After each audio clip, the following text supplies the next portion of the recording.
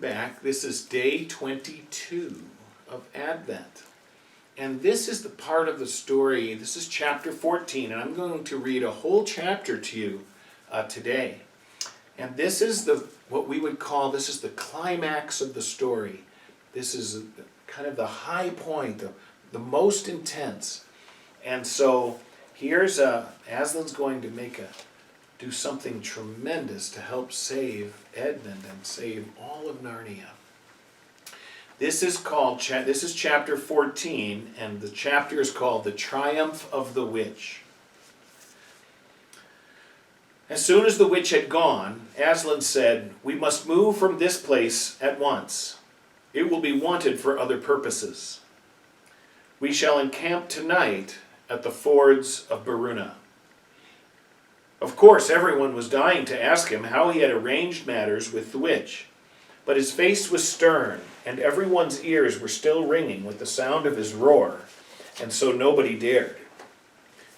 After a meal, which was taken in the open air on the hilltop, for the sun had got strong by now and dried the grass, they were busy for a while taking the pavilion down and packing things up.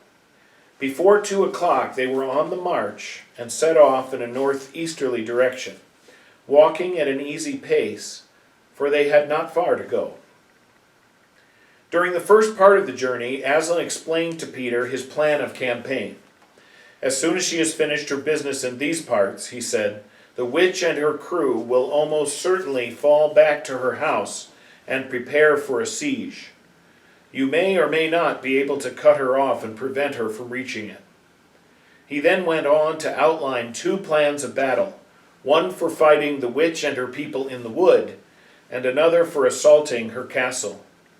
And all the time he was advising Peter how to conduct the operation, saying things like, "You must put your centaurs in such and such a place," or "You must post scouts to see that she doesn't do so and so," till at last Peter said, "But you will be there yourself, Aslan."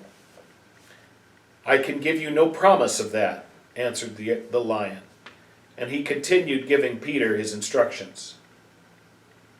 For the last part of the journey, it was Susan and Lucy who saw most of him. He did not talk very much and seemed to them to be sad. It was still afternoon when they came down to a place where the river valley had widened out, and the river was broad and shallow. This was the fords of Beruna, and Aslan gave orders to halt on this side of the water. And Peter said, "Wouldn't it be better to camp on the far side, for fear she should try a night attack or anything?" Aslan, who seemed to have been thinking about something else, roused himself with a shake of his magnificent mane and said, "Eh, what's that?" And Peter said it all over again. "No," said Aslan in a dull voice, as if it didn't matter. "No, she will not make an attack tonight." And then he sighed deeply. But presently he added, "All the same, it was well thought of. That is how a soldier ought to think. But it doesn't really matter." So they proceeded to pitch their camp. Aslan's mood affected everyone that evening. Peter was feeling uncomfortable too at the idea of fighting the battle on his own. The news that Aslan might not be there had come as a great shock to him. Supper that evening was a quiet meal. Everyone felt how different it had been last night, or even that morning. It was as if the good times, having just begun, were already drawing to their end. This feeling affected Susan so much that she couldn't get to sleep when she went to bed. And after she had lain counting sheep and turning over and over, she heard Lucy give a long sigh and turn over just beside her in the darkness. "Can't you get to sleep either?" said Susan. "No," said Lucy. "I thought you were asleep." "I say, Susan." "What?" "I've a most horrible feeling, as if something were hanging over us." "Have you? Because as a matter of fact, so have I." "Something about Aslan," said Lucy. "Either some dreadful thing is going to happen to him, or something dreadful that he's going to do." "There's been something wrong with him all afternoon," said Susan. "Lucy, what was that he said about not being with us at the battle? You don't think he could be stealing away and leaving us tonight, do you?" "Where is he now?" said Lucy. "Is he here in the pavilion?" "I don't think so." "Susan, let's go outside and have a look round. We might see him." "All right, let's," said Susan. "We might just as well be doing that as lying awake here." Very quietly, the two girls groped their way among the other sleepers and crept out of the tent. The moonlight was bright, and everything was quite still except for the noise of the river chattering over the stones. Then Susan suddenly caught Lucy's arm and said, "Look!" On the far side of the camping ground, just where the trees began, they saw the lion slowly walking away from them into the wood. Without a word, they both followed him. He led them up the steep slope out of the river valley, and then slightly to the right, apparently by the very same route which they had used that afternoon in coming from the hill of the stone table. On and on he led them, into dark shadows, and out into pale moonlight, getting their feet wet with the heavy dew. He looked somehow different from the Aslan they knew. His tail and his head hung low, and he walked slowly, as if he were very, very tired. Then, when they were crossing a wide open place where there were no shadows for them to hide in, he stopped and looked round. It was no good trying to run away, so they came toward him.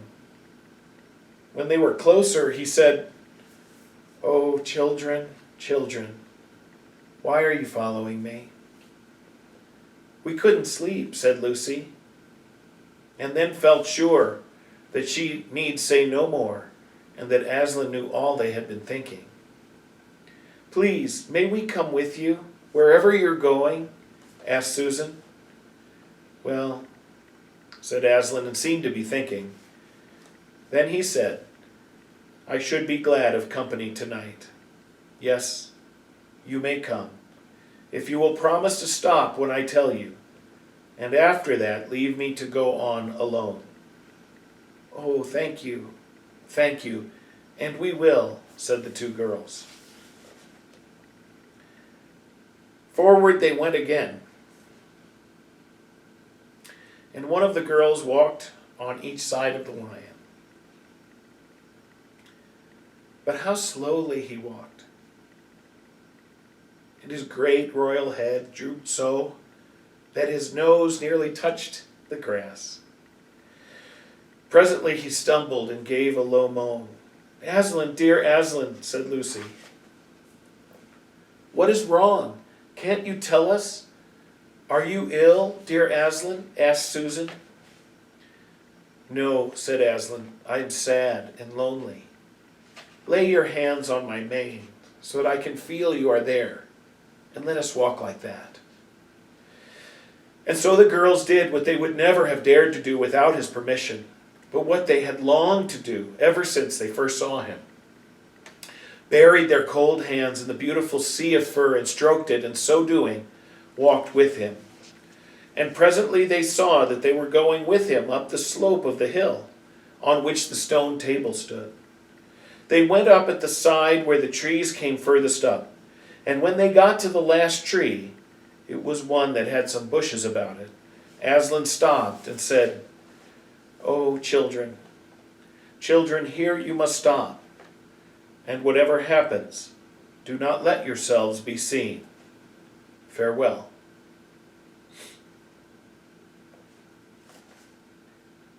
And both the girls cried bitterly, though they hardly knew why, and clung to the lion, and kissed his mane, and his nose, and his paws, and his great sad eyes.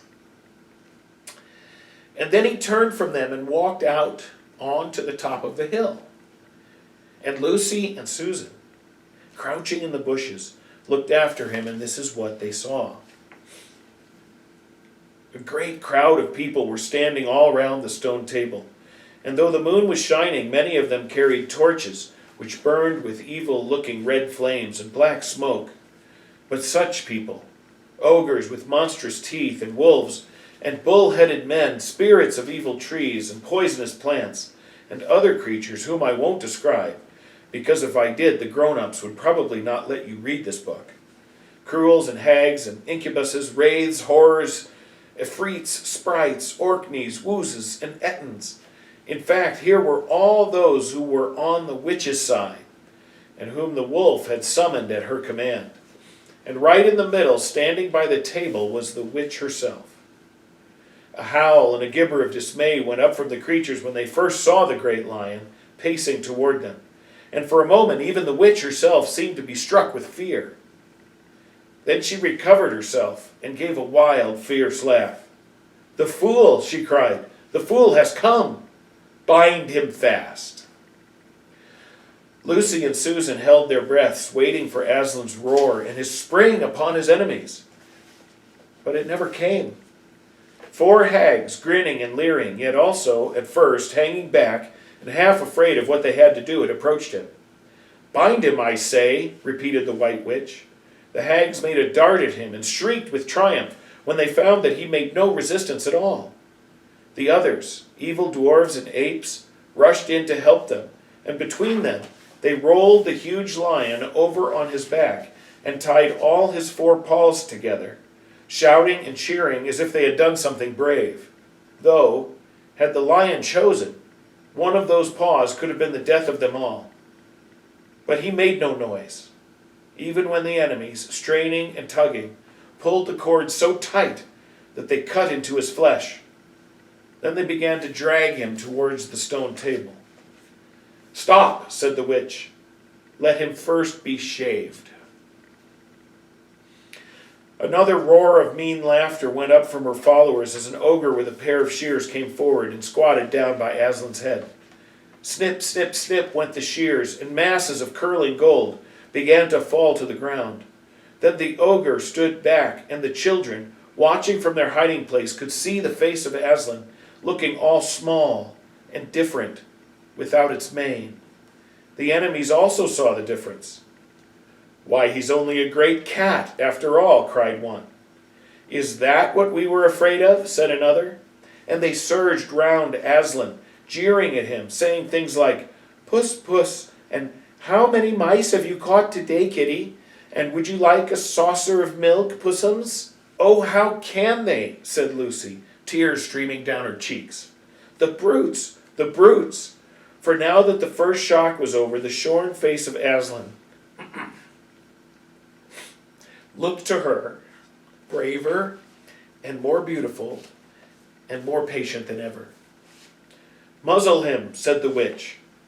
And even now, as they worked about his face, putting on the muzzle, one bite from his jaws would have cost 2 or 3 of them their hands.